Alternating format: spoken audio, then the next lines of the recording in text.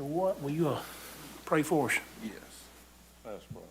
Kind of gracious Heavenly Father, we thank you for this opportunity we get to serve the students and the faculty and staff here in Anderson School District 3.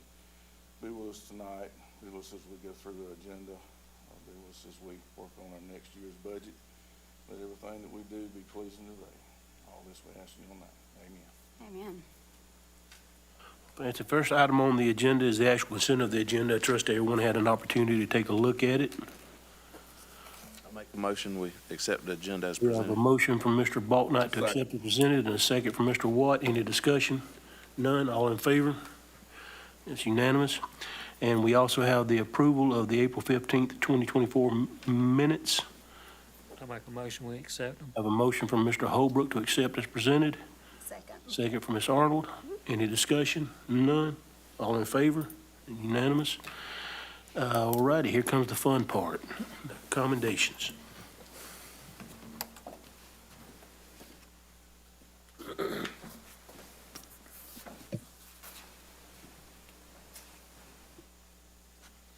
Tonight, I'm honored to recognize a elite group of our educators. 2 years ago, or this is the second year of the program, we started our inaugural Assistant Principals Academy.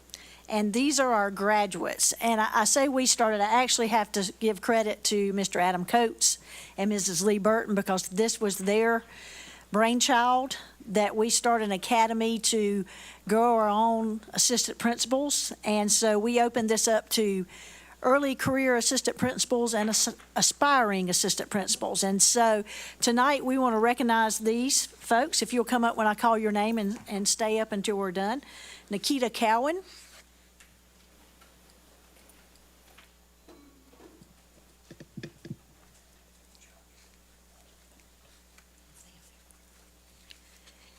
Ariel Davis, I think, cannot be here tonight. Taylor Holbrook is not with us tonight. Chris Lawless.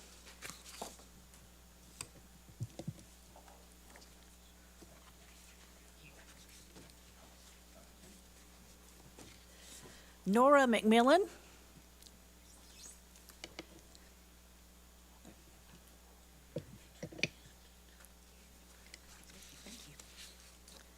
Farah Metz.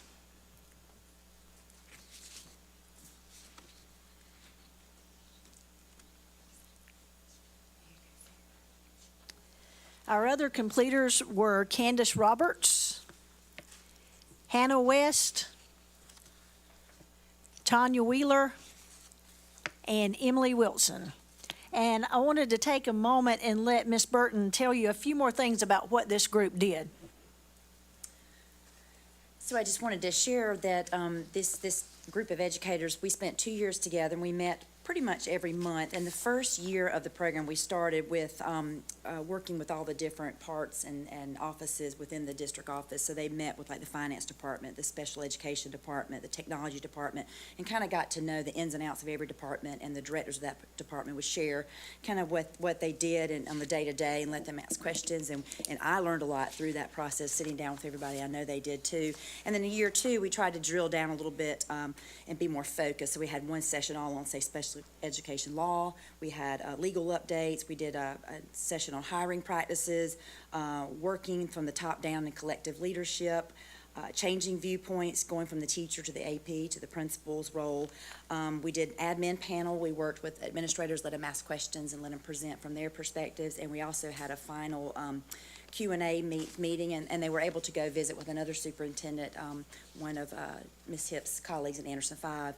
Dr. Kelly let them come, and they met in the Anderson 5 office and had a good time there, learning from each other and answering questions and just sharing their experiences. So they've had 2 full years of experiences, and they kind of, I think they're all ready to take on that role whenever they choose to do so. So we're proud of them, and we're thankful that Adam and I could spend this time with them, because it's been just as much as a pleasure to us as it has been to these guys. So let's add one more.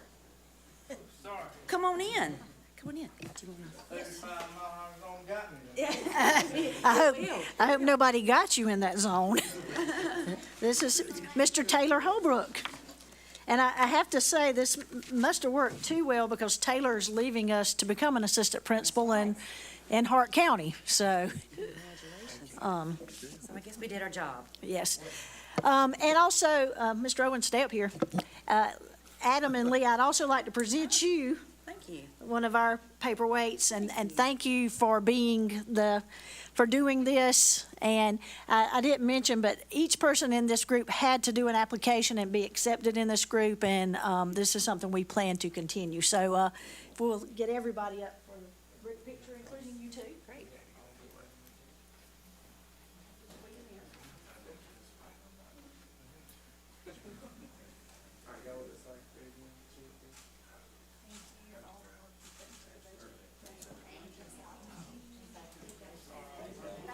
Thank you for coming. Y'all are welcome to stay for the whole meeting if you would like, but you also. This is kind of the appropriate time.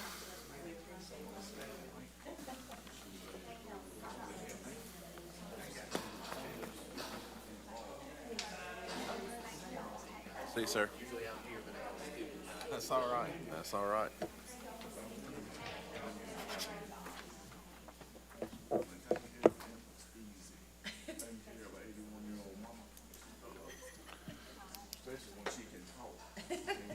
All right, next item on the agenda is the citizens' comments, and we don't have anyone signed up this evening, so we can go right into the first reading of the 2024-2025 general fund budget. Mr. Moore? All right, thank you, sir. So, get right to it. Our proposed 2024-2025 general fund budget, I've given each of you a notebook of all the details behind that, and within that has the detailed budget summary. In that, you can find that on your tab 2, if you'd like to take a look at that one-pager summary. Since our last month's meeting, this budget has been updated to reflect the Senate finance budget proposal that passed through the Senate. A lot of the stuff between the House and Senate versions are similar, with the exception of what we discussed last month, the reduced state aid to classroom funding. As you recall, the House had $230 million in additional funds statewide, and then the Senate reduced that down to $200 million. So this budget here in front of you is reflective of that reduced $200 million statewide. And as I mentioned, by itself, that reduction impacted us negatively by about $100,000 or so in the general fund. One other difference that you'll notice is more on the bookkeeping side of things, is that in the Senate side, they did separate the health insurance funding separate from the state aid to classrooms in prior years, and in the House version, that was wrapped up into the state aid to classrooms increase. The rest of it, should look the same as what it did last month for you. So with all that being said, the total proposed general fund budget is $30,092,750. So total budget increase of $1,284,000 and a 4.46% budget increase. And wanted to reiterate from the bat, there's no increase no requested increase of millage here in this budget.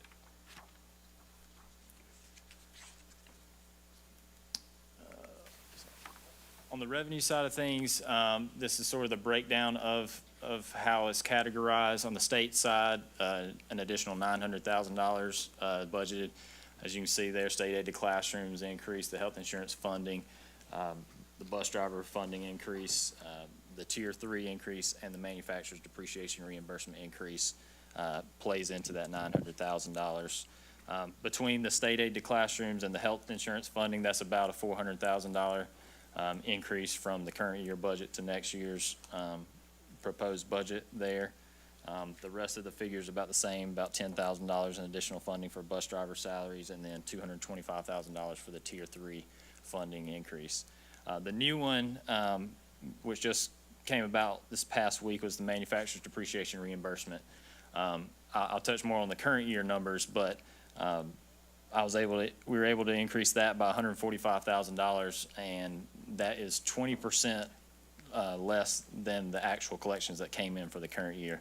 I know we spent a lot of time talking about that last year being a new way the state's handling the way property taxes are assessed on manufacturers and basically providing that reimbursement while they're reducing their assessment ratios.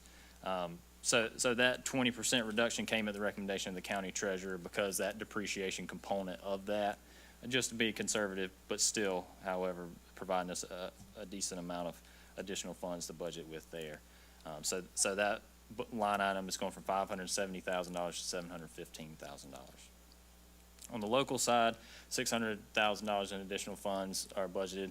The large majority of that, as we've discussed, has been our local property tax growth, that increase in the value of a mill going from $30,625 up to $33,000 is the reason for $450,000 of that $600,000. And then $50,000 of that is that county equalization line increase. That's that 14.7 mills that goes to the county and gets distributed to all the 5 school districts. So actual collections there have been up around $900,000, so that's just an update to actual there. And then fee in lieu of taxes, we got an allocation here in the first week of May from the county that showed that we collected more than what we anticipated there as well. So we felt comfortable increasing that by $100,000 and still being conservative on that line item as well. And then the other revenues, which is more or less transfers in from other funds, we have a reduction of $216,000, and that's made up of 3 components. That's the state aid to classrooms component, that it's just the way the state funds it. They put it into a state fund and we transfer it into the general fund. And then the removal of the food service fringe contribution that came from the food service fringe fund, now that that's no longer being funded, partially funded through general fund. And then the removal of the ESSER indirect costs now that those funds are going away. So all that to get to the $1,284,000 of new revenues. And then the next slide is just a chart version of that, just totaling all of what's on that budget summary there for you. Just wanted to give you the high-level overview of that on the revenue side of things. Moving over on to the expenditure side, slight change we have here is on the health insurance increase. I know we spent a good amount of time talking about that 11.8% employer portion of the premiums. As part of the reduction in funding there, we took a slightly different approach to budgeting that and budget about 7 months of an increase there. The health insurance premiums go into effect January 1, so we have 6 months of premiums that will actually impact us during the year. And adding about that 7 months will kind of help us take into account any mid-year changes during open enrollment, things like that, people increasing their coverage and increasing the cost of the premiums there. It is saving us approximately $116,000 by taking that approach. Typically like to budget the full year amount just to have that little bit of a buffer, but considering the reduction and also considering the health of our fund balance, we feel a little more comfortable about doing that this go around. As far as the pay increases, in this budget, we have a step plus a $2,500 raise for our teachers, which will get our starting teacher pay up to $49,320. We have a step plus a 4% raise for our support staff, and a step plus 2% raise for our administrative staff. And then also the teacher salary schedule, increasing that by 2 additional steps to 28 years of experience to make sure that it aligns with the new state minimum schedule. And as we've discussed the past few months, 5 additional FTEs into the general fund, 3 of which are transitioning from ESSER now that that's sunsetting. And that consists of a teacher at Star, teacher at the middle school, and teacher at Crescent. And then the 2 new FTEs at Flat Rock, which is a first grade teacher and a special education teacher needed to help meet that growing population there. And then not an additional FTE, but just a reallocation worth pointing out, just the transition of a district level director into a mental health counselor to help serve our schools. The paid parental leave budget, we haven't talked to it up to this point during the budget season, but I just wanted to make sure to bring that up. No proposed change in our budget at this time. Just want to make sure that you're aware that that budget is still in there that we added last year. If you recall, that was passed at the state level with no funding attached to it. We have $50,000 budgeted there. only a year in, but the first year appears that actual costs are gonna be less than that. Like to measure it a little bit more than a year, because that fluctuates. It's gonna fluctuate year to year, so we wanna have a little bit more of a good base before adjusting that, but it is looking like we're gonna probably settle around anywhere from $25,000 to $30,000 in costs, and those costs, again, are the substitutes that fill in, while those employees are out on paid parental leave. We mentioned last month the AIT budget, increase of $15,000 or 2.4% of that, budget, increasing that to $630,000, and that's to help to fund the payroll increases that those teachers will receive and those staff will receive, and also the health insurance, increase that they'll be subject to as well. And it seems like at this point, we do get, an allocation to be shared among the 3 districts to help offset some of those costs from the state. And right now, it's looking like we will not have an increase there, to help offset increasing costs or the teacher pay increases there. I don't have a bullet on here, but I do just want to make sure it's clear that the elementary after-school program is still in the budget, even though it's not, highlighted in the slides here. And the expenditure summary, just putting that in chart form, similar to how we had the revenues there. Broken down by payroll-related budget increases, the non-payroll budget increases, and the fund balance reserve, getting to that increase of $1,284,000 on the expenditure side of things. A couple minor changes on the non-payroll budget increases is, since last month, we did get our updated PlaySafe renewal quote, so that was an additional about $3,200 above what we had anticipated. And then also, a new proviso in the Senate side is this school mapping, where they want districts to have, detailed drawings of schools to help communicate with law enforcement and emergency responders. And the Senate has in their version for districts to pay no more than $650 per school for ongoing maintenance costs. The House has the state paying that in there, so that's something that's gonna have to get worked out. But at least this prepares us for the worst-case scenario of having it in there. And then if they take it out, we just take it out of our budget from that side. And then on the chart there, you see removing the fund balance reserve of our current year is $108,750. That goes back to us having a healthy fund balance and feeling like that's not needed at this point in time, based on where we stand with our fund balance as we look forward to next year. And then on the fund balance, just wanted to give you an overview of where we've been for the past few years. So I've got the fiscal year end date, fund balance at that date, and then the following year's budgeted expenditures, and then the fund balance percentage. As you can see, we have that established threshold here. We like to be over at a minimum 25%. We've been above that since June 30, 2021. And with this proposed budget increase in our current fund balance, even if we don't add another dollar to it, which we're scheduled to, we would still be well above that 25% as things stand today. I mentioned the differences between the House and Senate side in the funding. The House 2 version came out, and they held their ground on the $230 million statewide for that state aid to classrooms line item. So since there are still some differences, there will be a conference committee to settle those differences. Unfortunately, the latest report we got says that those reports won't be delivered to each the House and the Senate until June 18th. And as you may know, our second budget reading is June 10th. So I would think it'd be well advised for us to look at a continuing resolution just in case the conference committee is not able to agree on their differences in a timely fashion. So that's kind of where we're looking at. Hopefully we'll find out more information prior to June 18th in which direction that state aid to classrooms is funding and whether they're agreeable to settle some of these differences quicker rather than later. But that's where we stand right now. And at this point, I'll take on any questions the board has.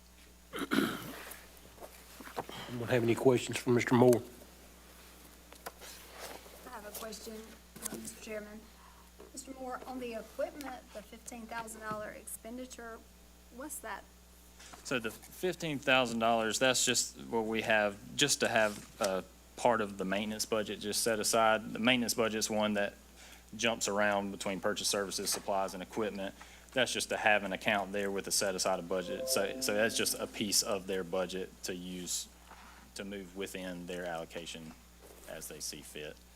The reason I ask is for 23-24. I think we had budgeted about $23,440, but we've spent 76. Right. I didn't know, is there a reason for the influx of what we budgeted versus what we spent on equipment? The majority of that is unbudgeted expenditures. Some of those being the excess from the playground equipment, some swing sets that we put in at the elementary schools. There may be some other emergency expenditures too. Typically, that's where those things fall. I know years prior, we had sewer lines that need to be repaired. Once they get over a certain dollar threshold, that it gets classified as equipment. So that's the reason for that. Okay, just want to make sure there's enough budgeted there because Right. this is less than last year.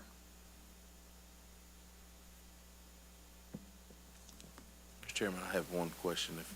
Mr. Bolton, go ahead. So you were talking about the committee that was appointed to reach the differences between the House and the Senate. So I read a little bit that the Senate has tried to squeeze the entire House to try to push their version through. Do you foresee maybe meet in the middle kind of situation there, or what?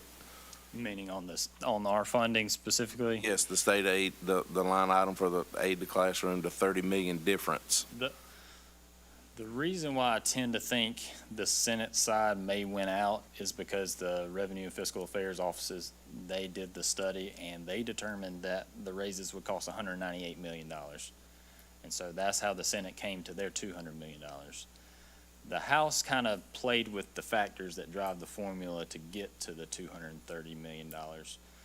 So it seems like there's more data pointing to that $200 million holding up. Now, I'm certainly hopeful the 230 comes through for us, and they've even teased that the revenue projections that are scheduled to come out next Monday may have a little bit extra money to help the House's side, but I don't know how much extra money there might be available to budget, if it's going to be significant enough to change things one way or the other. So We're talking $100,000 difference for us between the two right. versions. Right. Just between that statewide cut. There's other factors, of course, that play into it, with, like, of course, our enrollment and tax paying ability, but simply between those two versions, that's about the impact for us. But based on that, if we approved the Senate's version Right. at some point. Right. If this board approves that version, we're still only talking $100,000 influx. Right, and it doesn't seem like it's going any further south, so if more money comes in, then we'll have a quote-unquote conservative budget, I would say, if the timing doesn't line up. I mean, I would like to see them at least meet in the middle. I don't know if that's gonna happen, but, Yeah. so then and if that's the case, if you just split it right down the middle, it'd be a $50,000. It should be nice, yeah. Yes, so, Yeah, I think the committee just got appointed like last week, if I'm not mistaken. yes, I saw that list, yes. I'm not sure when they'll actually start meeting or if they'll even release anything if they do meet behind closed doors, so. Any other questions? Then we'll entertain a motion for the first reading, to accept the first reading here. I move that we accept first reading. I have a motion 2024-25 budget. from Mr. Watt to accept the first reading of the 2024-2025 general fund budget. Second. A second from Mr. Baltnight. Any further discussion? All in favor? Unanimous. Fantastic. We can jump right in the reports now, the financial reports, Mr. Moore.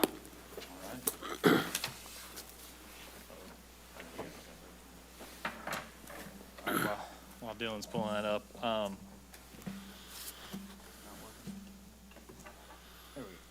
so looking at our general fund through the end of April, our revenues exceed our expenditures by $3,465,025, which is a very, very strong position, especially for this point in the year.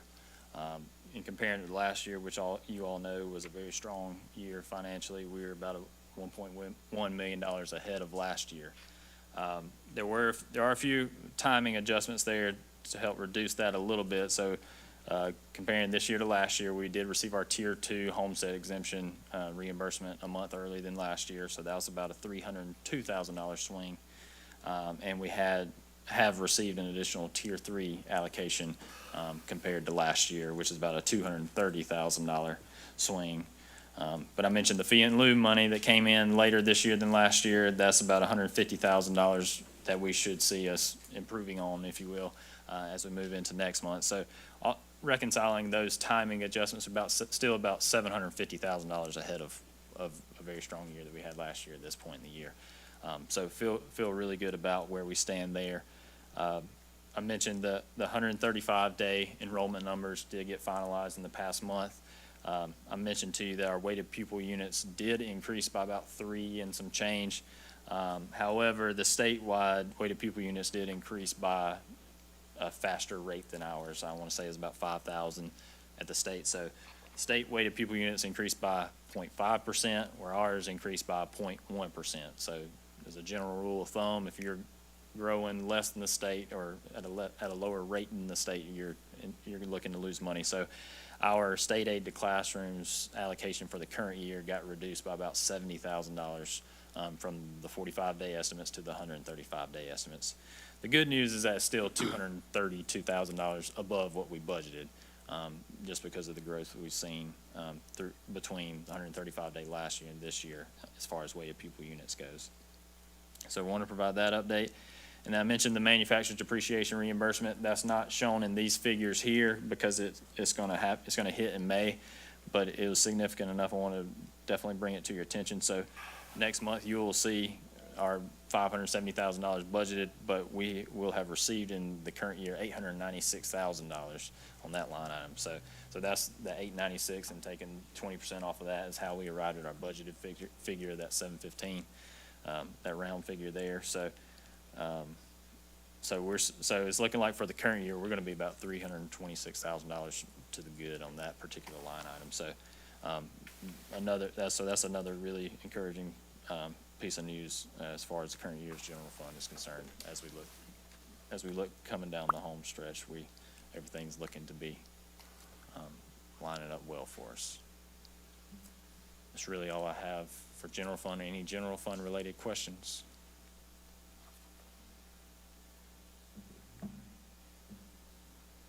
Looking good. All right, well then, moving on to the sales tax report. So in April, we received an allocation of $247,751.23. So that's about what we expect this time of the year. You can see about $7,000 more than what we collected this time last year. So it seems to be coming along as expected. And so of that 247,000, 49,550 goes towards property tax relief, and then the remaining 198,200 is available for capital use functions for the sales tax. Any sales tax related questions? Just continue to be amazed at. Yeah, we're settling in about 2.5% above what we collected last year, which was a very strong year as well. So, Well, again, when things cost more, that yeah, extra sales tax does. gets added to it. sure does. Any other questions from Mr. Moore? All right, thank you. Not, we can go into the Title IX regulations. Thank you, sir. Okay, with I wanted to share with you 2 documents that Superintendent Ellen Weaver shared with superintendents in the last couple of weeks. You notice this one is dated April 23rd, and she starts it out with last Friday morning. The U.S. Department of Education released a troubling new Title IX rule. And just to give you that, last Friday morning would have been April 19th, based on that. And in the gist of this, Dylan, if you'll scroll down just toward the middle, a little bit right there. What this ruling does, it goes into effect August 1st of 2024, and it basically changes the long-standing title of sex to include sex stereotypes, sex-related characteristics, pregnancy or related conditions, sexual orientation, and gender identity. And what this is really getting at in common sense terms is, I'll say this maybe in the negative way, not protecting our biological females in terms of female sports and athletics, bathrooms, locker rooms, overnight accommodations, etc. And so this could be deeply troubling until you go to the second page of Ellen's letter to the superintendents, which basically is encouraging us not to change anything that we're doing. You notice what she underlined. Therefore, we recommend districts not implement the new rule at this time. It is possible, even likely, that a court will enjoin the rule prior to its effective date. And I just want to let you know that basically right now, even though this rule has been put out there, school districts have been encouraged not to change anything in what we're doing, basically to protect our biological females from another gender using their restrooms or their changing spaces or anything like that. So I didn't want any of you or anyone in our district to get concerned that we were going to change anything based on this rule. But I also want you to know that this is being put out there. You're hearing a lot about Save Women's Sports these days, and again, our state has took a strong stand about that, about keeping female sports as female sports. And so just following that, and I just wanted to put that out there to you to read. The second document is actually something that Ellen sent to Secretary Cardona, and I think this was in 2023, but there's a couple of interesting things in here that I encourage you to read. But one thing that stood out to me is talking about in the 50 years of Title IX that in females in sports has gone from females playing high school sports has gone from 1 in 27 to 1 in 3. And it talks about the importance there and the research that shows that females that participate in sports have greater self-confidence. They show more leadership in the future. They're more goal-oriented. And again, it's just a reminder to us that 50 years of Title IX have done a lot for our females, and we need to continue to keep this on our radar because we don't want to step back.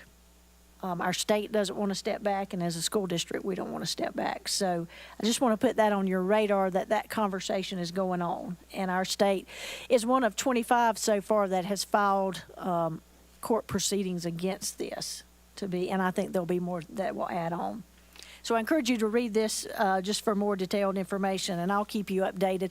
I made a few statements at the superintendent's roundtable the other day when Ellen was there, and they encouraged me to write an op-ed piece based on what I said. So I may bring that to you in June to see if you approve me to send it out to the state paper.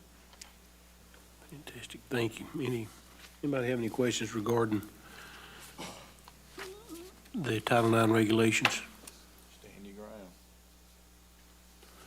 All right, well, none. Next one is going to be an action item for nomination of the CSBA Region 11 Director Trip Balknight. Do you want to speak on that?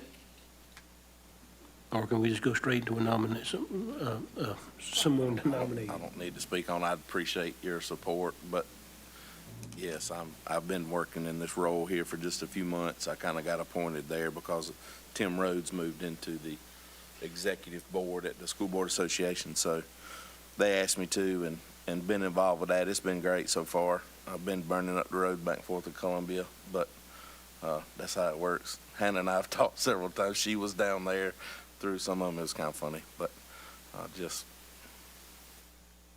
continue moving in that direction. I think it's a good thing for our district. Is there a motion?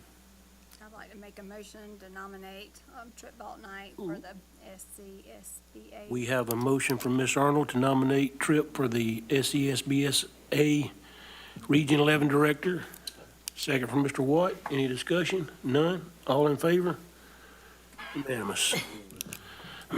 All righty, then the appendix items, do you want to speak on any of that, or just, Just a reminder of graduation, and I think the high school would like for us to be there by 6:30. in the morning? No, if you want to get an early start and a good parking spot, but 6:30 PM Monday night, and I hope, if you need any of your graduation regalia, Dylan, where do we stand on that? We have it. We'll get it to you before Monday night. Meet in the gym at 6:30.